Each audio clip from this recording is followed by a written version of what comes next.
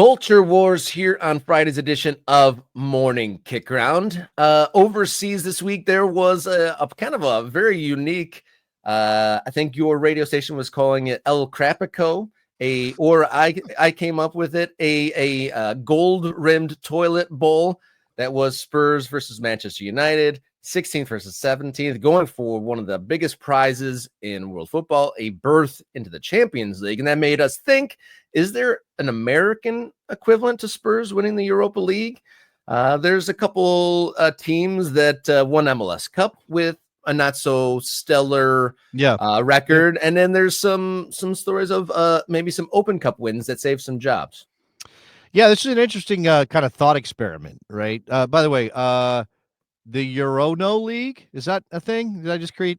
No, that's not good. Okay, El Sukico, says Ian. All right, I'm not sure. That one's pretty blunt. I thought we were going to be a little more subtle with this, but El Crapico, I mean, sure. Obviously, for Spurs, that felt season saving, right? For Ange Postecoglou, it felt season saving. I do very much like looking too closely, and I'll admit, not everybody goes with me on this ride. Looking too closely at how perceptions are changed by winning or by a small amount of success. And if you watch that game on Wednesday, you know that Spurs won because of a weird bundled in goal that maybe Onana should have saved. Brennan Johnson gets credit, but did he even really do much? It comes off. It was a ghost goal. It was a ghost goal and a very befitting winner to that matchup. Yes, exactly. It felt like the kind of goal that was going to win that game because both these teams have been so bad this year. But what I was going to say is, like, suddenly Ange is vindicated.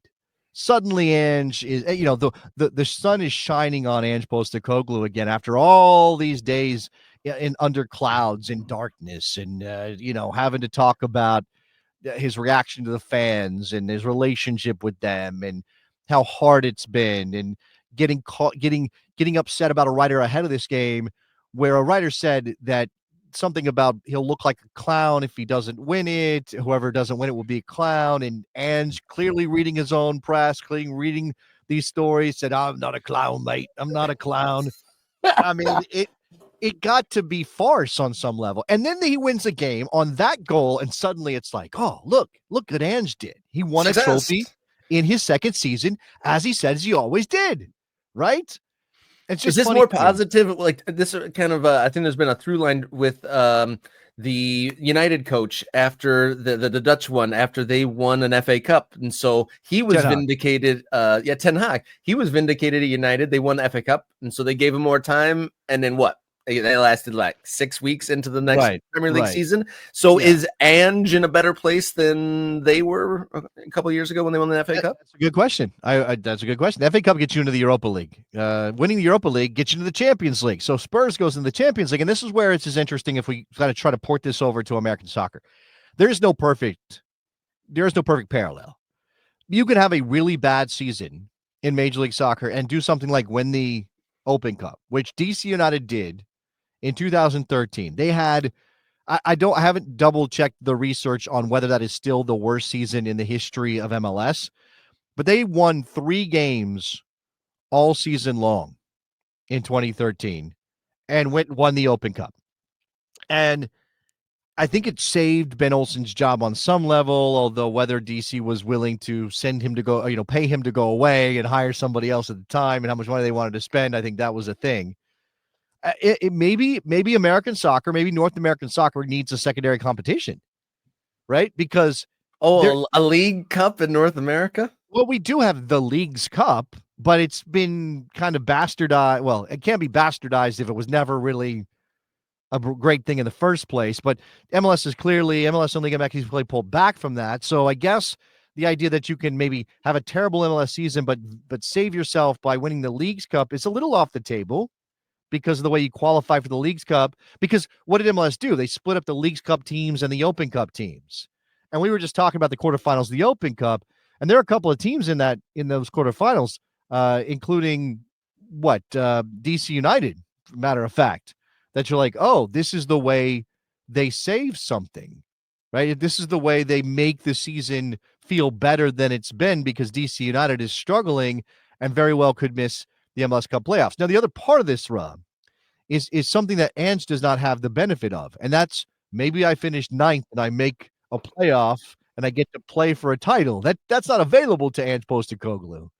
Like Spurs knew that the league season was a lost cause months ago. Months ago, they knew that that was over, but they still had the Europa League. They still had this thing to hold on to. Even for DC United in 2025, when they've had a bad season so far, and it could cost Troy Lesesne his job and all those things, they are still only 5 points off a playoff spot. They're still only a couple of wins away from being in a position to maybe play for a championship. No one thinks they can win it. They're not good enough, but they can always say, well, we made the playoffs. And this is why that safety net is both an interesting thing from a parity perspective for anybody who doesn't want the league to look over a quarter or halfway through, but also a bad thing in the way that it kind of rewards mediocrity. Yeah, another team we picked out from North America that kind of overachieved in the cup competition. You mentioned the 2010 Colorado side that beat Dallas in the final. Very low performing team, some oddball names in the team sheet there, but ended up winning and gaining a CONCACAF Champions Cup berth, I believe, for the 2011 tournament, and got a couple wins in the early rounds there. Yeah, they finished, Colorado did, I think they finished 5th in the Western Conference that year, and but somehow managed to still qualify for the playoffs. I think they did maybe a combined, again, MLS changing its format for the playoffs every 3 years or whatever it is at this Hard point. to draw a through line. It's really hard to compare anything to anything else. And so, yeah, you go like, oh, well, Colorado, they finished 5th in the West. How could they possibly have been eligible to go win a championship? They finished 7th overall. They get into the playoffs. They end up facing off against FC Dallas, who was also a Western Conference team at the time. So you had 2 Western Conference teams in a final that they played in Toronto in bad weather in front of people who didn't care. And I don't think that game sold out. It was a neutral venue. I think it may have been the last neutral venue game. Actually, no, that's not true. And this is how much dumb MLS stuff I have in my head. The next year, the Galaxy won the title in LA, but that was a neutral venue plan. It was not the Galaxy hosting the game because they were the top seed. So there was the next to last neutral site game. Colorado played some ugly, ugly soccer under Gary Smith. Matt Kakanji tore his ACL, I think, in that game, or some ligament in that game. It was not one to write home about. So, yeah, I mean, but that's the thing. You can be mediocre in MLS during the year and somehow win a title. And that feels wrong for a lot of people. And I don't know, if you want to maintain parity, and you do that through the salary budget, but you also do that through the playoffs. If you want to maintain parity, can you also kind of make peace with the fact that you're going to have some not great teams win titles? Yeah, so we'll see what happens this year. I'm curious, with all the teams around the globe achieving early success. We talked about this a little bit on Monday of like who would be the team this year that could kind of make this list. Would it be an Austin, DC that would have a chance at this title if they end up winning the Open Cup? Oh man, it would obviously, I think it would be DC. I mean, are they the worst of the bunch in terms of teams that have made the quarterfinal of the Open Cup? They're right now in 12th place in the Eastern Conference on 14 points. You've got Austin's in 9th out west. Who else is still alive? Chicago is in 9th in the East. They're 5 points up on DC. So that they're not a candidate here. I mean, we talked about Nashville. They're having a pretty decent season. Philadelphia is atop the table. I mean, I don't know. I mean, but that's the thing. Like, I don't know if winning an Open Cup, which buys you a spot in the Champions Cup, which is still kind of in a weird place in terms of the way we perceive its importance. Like, MLS teams want to win the CONCACAF Champions Cup, but do MLS teams center that as the thing that is most important? I mean, or just qualifying. So the way that, say, qualifying for the Champions League as the 4th place team obviously can save you as or continue your run as a manager, right? Oh, we made the Champions League, right? Next year I'm going to coach if DC United wins the Open Cup, gets into the Champions Cup through that mechanism, is that enough for them to say Troy Lissane's our guy? He should be coaching us in the Champions Cup next year. Yeah, success can definitely shroud underlying issues. We shall see. Final note on this topic, producer Jenny contributing that Chivas won the 2018 CONCACAF Champions League after finishing 13th in Apertura and 17th in the Clausura. So That's a good one. And Mexico has that potential to do the same thing. They actually do, because parity is a little bit of a thing in Mexico. I mean, look, Chivas is a big club. They shouldn't be finishing that low in the table, but they do because of the short schedule, because they do Apertura Clausura. It's only 17 games. If there's enough variance in there and you don't have a whole season to kind of even out, or 34 games to even it out, that can happen. If you are watching now and you haven't hit the subscribe button, do so now. What are you waiting for? And once you hit the button, tell like 3 to 4 dozen friends to do the same thing. Just hit the button. Doesn't cost anything. Don't get spammed, and you help support Morning Kick Around get to the level that we are working towards achieving. Next level, membership $3.99 a month. You become a MK Ultra. You become a member of this channel.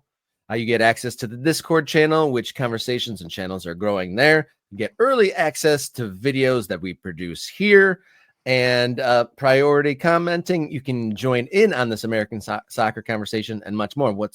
You got something? I do want to say, you actually teased this, and I hadn't thought about it. But if there is demand for a promotion relegation manifesto review, maybe that's something we need to produce. And if you sign up as a member, you will get access to that review, probably earlier than anybody else. Maybe we can use that as an enticement. Pro Rel manifestos are an incredible part of the American soccer culture, and we've got a couple sitting in our inbox, Rob. Yeah, and I feel comforted that I'm not the only one that kind of daydreams and spends ponderous moments thinking about all the variables that could be installed in American soccer landscape. It is amazing. And I mean this from I mean this as a credit to these people. Amazing how much effort American soccer fans put into putting together their format, their plan, their idea, how it would work. It's not just Peter Wilt, who has been a soccer executive in this country.